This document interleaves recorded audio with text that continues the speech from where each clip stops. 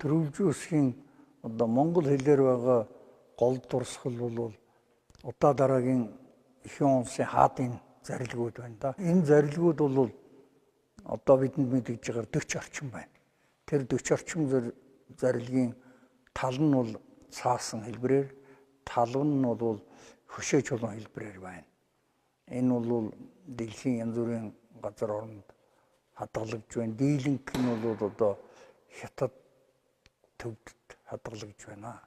За бас тэр үедээ бол нэлээд албан хэрэгцээнд ном сударт хэрглэж байжээ. Тэгэхээр монгол хэлээр ихэд алдартай зохиол Сувь шидийг бол 2 удаа хэвлсэн. Монголоор орчуулад бас одоо зохиогч Павлом Лодойжцангийн мэдэгдэхүүнийг бэлэгтээ гүйгүүлэгч гэж Сувь шидээс том ном байдаг. Тэр номыг бол тэр үед нь монгол хэлээр орчуулад Монголын дөрвөлж үсгээр хэвлсэн тасархаа одоо саяхан хар хотоос олдсон. Эдхэн жилийн өмнө Японд хэвлсэн тэр тасархааг бол Монгол орчуулгатаа тулгаад үзэхэд яг тэр ном мөн гэж одоо би баталсан шүү дээ. Тэр мэтлэнгийн одоо номнууд бол байна. Тэгээ бас одоо хятад бол олон номнууд бидээ хятадын 100 овгийн нэр энэ мэтлэнгийн нэлээд дурсгал байгаа.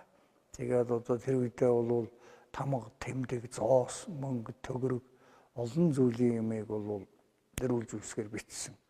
Бас одоо албан бичиг тийм дурсгалууд бол олон хэлээр мэдэгдэж байна.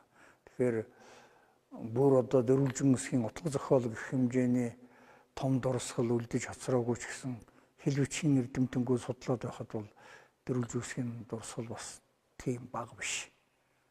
Бас тэр зарилгаас гадна одоо Чавчалуунтай хаалганы бичих чинь монгол хэлээр дөрвөлж үсгээр бичсэн нэлээд том сайхан дурсгал байгаа шүү дээ. Энэ мэтлэнгийн сонин баримтууд бол нэлээд байгаа.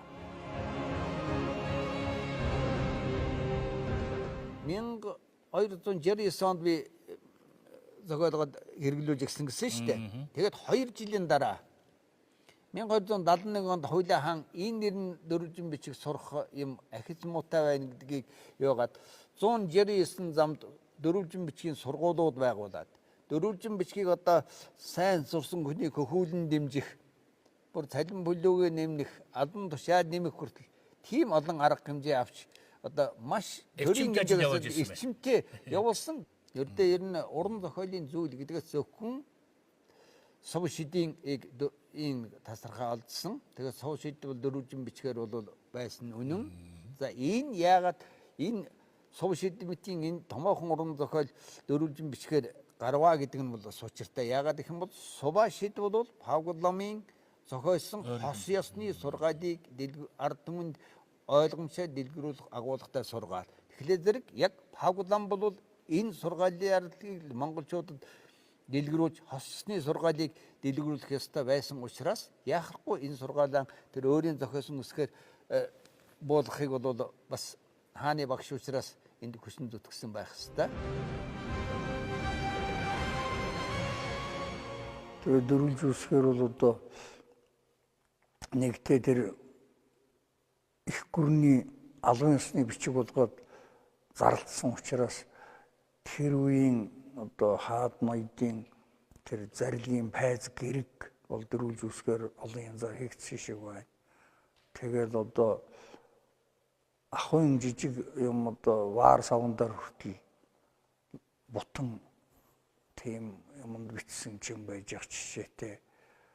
Тийм мөнгө төгрөг бол бас дөрвөлж үсгээр нэлээд хийгдсэн шүү дээ. Тэр зоосон мөнгө бол хүрлээр, гуулиар дөрвөлж үсгээр сутгад дэлгэсэн нэлээд байдаг.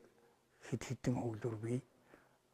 Цаасан төгрөг бол дөрвөлж үсгээр бичиж барлсан. Тэгээд тэр одоогийн хэлээр бол санхүүгийн тэмдэг банкны баталгаа болгож олон тамгалсан ийм дурсгалууд бол энд тийм үзий хувь цуглуулагч нарт бол цөөнгүй байгаа шүү дээ. Монголын их хүрээнд ч гэсэн одоо өндөр гэгэний үед байгуулсан тэр үсэг бичиг гар урлын сургууль юм да. Одоогоор бол 9 зүйлийн сургууль гэж байсан. Тэнд бол хорийг гэртээ Монголын дөрвөлж үүсгийг сурдаг уламжлал байсан. Тэр сургууль цагийн эрхээр өгөө болоход бол Монголын ихтэй сургуулиуд ялангуяа Монгол хэл бичгийн ангид бол дөрвөлж үүсгийг заасаар ирсэн. Тэгээ одоо Монголын хамгийн сүүлийн шашин тэрийг хослон баригч Богдхааны үед бол Богдхааны тамга бүр улсын хаш тамган дээр дөрвөлж үүсэх биш үү те. Тэгээ өөр бусад чухал дурсгалдаар бол дөрвөлж үүсгийг ашигласан жишээ одоо болтол байгаа. Манай Төрийн ордны хойно байгаа тамганы хашийн дээр Богдхааны дөрвөлж үүсгтээ тамгын дардсыг нэг талд нь хийсэн байгаа шүү дээ. Тэгэхээр эн чинь одоо болтол хэрэглээл хийгээл байна гэсэн үг. Түүхийн соёлын дурсгалын хувьд нь монголчууд бас арай мартчихаагүй авч явж байна гэсэн.